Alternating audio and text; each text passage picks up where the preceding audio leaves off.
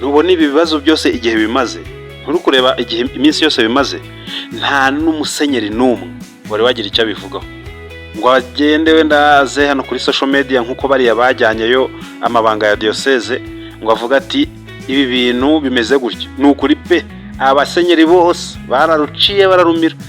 Cyakora umuntu umwe nabwo ni retired, ajya niko babita, nuwavuye ku busenyeri, ntabwo yabuvuyeho ahubwo bari mu kiruhuko cy'izabukuru.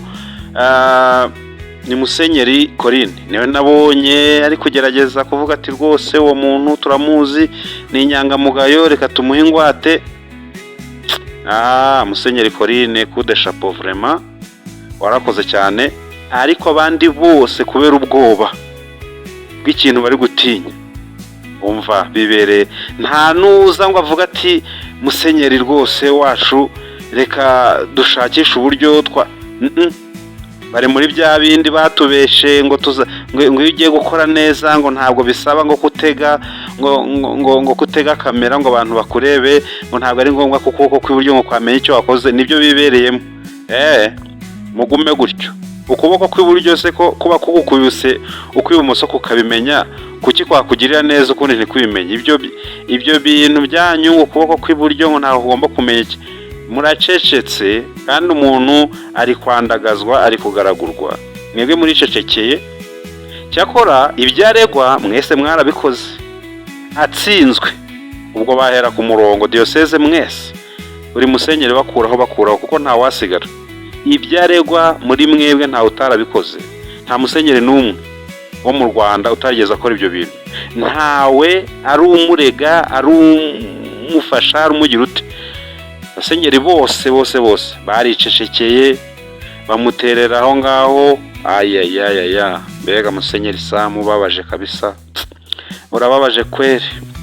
Ariko reka ibyahano babisohore, reka abantu bamenye abo turi bo, bamenye abo muri bo namwe. Burya inshuti nyanshuti uyibonera mu byago. Kandi inshuti igeze mu rugo n'abantu n'abagaragu b'inshuti barabimenya, bakamenya ko inshuti yahageze. Iyo shobuja kubiswe, ubwo nyine nawe urabyumva, nawe baba bazagukurikizaho, kuko ntabwo abantu batinyutse musenyeri ari nge batinya. Ngewe ndi umukristo wo hasi utagize n'icyo nshinzwe, utari n'umujyenama, utari n'iki, nuko mfite aho mvugira nyine hano kuri Kiru nakizwe. Ariko ndababwiye bakristo, musenge mushiremo imbaraga, kuko ibihe turimo biragoye cyane. Intambara turimo kurwana zifite imbaraga kurusha uko mwe mubitekereza. Niba bashobora gufata musenyeri bakamubangamira mpaka kugeza no mu munyururu, azira ibintu bo bakoraga kuva na kera, cyangwa se azira ibintu abandi bakoze, reka mbyite gutyo, azira ibyo abandi bakoze, akagenda agafungwa, induru zigatangizwa nawe yitaga inshuti ze, abo yahaye inka, abo yahaye imishahara, abo yagize ate, abo yayoboye, bagatangiza intambara, bakajya imbere mu rugamba rwo kumukura ku izima, bakajya imbere mu rugamba rwo kumweguza, bakajya imbere mu rugamba rwo kumucurira imigambi yo kumumenera umugati. Ngewe ntacyo nkinzeho, nta n'icyo nakora nyine, kuko itorero umuntu umwe muri abo ngabo ejo bundi yarampamagaye arambwiye ngo ariko sha ngo ko wirirwa uvuga ngo itorero ni irya so ngo cyangwa ni irya nyoko. Yararakaye cyane ngo itorero ni irya so. Cyakora amahirwe ngira nuko telefone yanjye yirikodinga, ndagenda mfata umwanya nkasibamo ibidakwiye, ibyo mbona bizangirira umumaro nkabisigamo. Telefone yanjye irikodinga, niyo mahirwe ngira. Nuko ati ako kari code nkasubiramo nkakumva, nkumva uwo muntu yarari mu mbaraga z'abadayimoni ziri hejuru, imbaraga z'abadayimoni ariko zazindi zikaze. Ati iryo torero ni irya nyoko cyangwa ni irya so, ritabi rya data se ritabi rya mama, ko barimbyariyemo nkarivukiramo, nkaribatirizwamo, nkarikomerezwamo, nkarikoreramo, nkaba muri korali, nkaba muri Sunday school, nkakura nkajya muri korali, nkakora imirimo itandukanye. N'ubu ko ndimo kuyikora, itorero ndariyobewe, ko nakoreye abapasiteri benshi, ko nize mu bigo by'ishuri by'itorero ryacu, wambwira ute ko itorero ntarizi ngewe? wowe uvuye mu yandi matorero ejo bundi nawe ugiye kundusha itorero ryacu? Ntabwo warindusha. Itorero ryacu ndarizi, ndizi neza, ahubwo ni uko abantu benshi batazi ibyo ari byo. Bamwe baracyasinziriye, bazi ngo bari kubarenganura, ngo bari kubakiza igisambo. Ntabwo muzi ko bari kubicira ahazaza, ntabwo muzi ko bari kubazambaguriza itorero.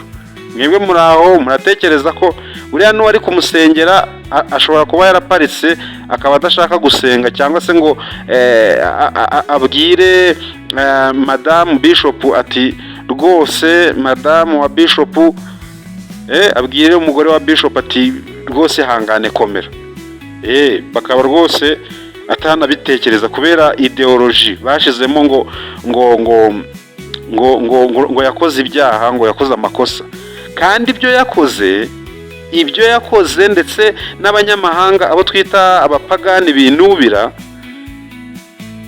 ibyo nibyo mwamureze, n'abandi barabikora kugeza ubu. Ikibazo impamvu kinakomeye, nta n'umuntu wahirahira ngo agire icyo abivugaho, keretse umupasiteri umwe nigeze kubona ari kuvuga turiya muntu nyamara bamurenganyije, nawe ni umupasiteri w'umusaza w'i Musanze nigeze kubona bivuga, Fabian, musenyeri witwa umupasiteri witwa Fabien, harya Fabian na Chidikoni ni pasiteri, na Chidikoni ni pasiteri. Okay, ntabwo nzi ubwo ni pasiteri.